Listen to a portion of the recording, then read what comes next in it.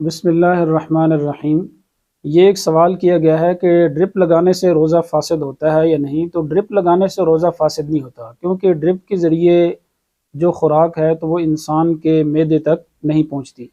اسی طرح جو انجیکشن ہے تو انجیکشن لگوانے سے بھی روزہ نہیں ٹوٹتا، اگرچہ انجیکشن کے ذریعے جو دوائی اور میڈیسن ہوتی ہے وہ معدے تک پہنچتی ہے، لیکن وہ رگوں کے ذریعے پہنچتی ہے، اور رگوں کے ذریعے اور انسانی جسم کے جو مسامات ہیں ان کے ذریعے جو بھی چیز انسان کے معدے تک پہنچے تو اس سے روزہ فاسد نہیں ہوتا۔ اسی طرح ایک بھائی نے سوال کیا ہے کہ روزے کی حالت میں جو خون نکلوایا جاتا ہے، کسی کو خون دینا ہے، اس سے روزہ فاسد ہوتا ہے یا نہیں؟ تو اس سے بھی روزہ فاسد نہیں ہوتا، کیونکہ بدن سے یہ ایک چیز نکالی جا رہی ہے، انجیکشن کے ذریعے نکال رہے ہیں یا کسی طریقے سے۔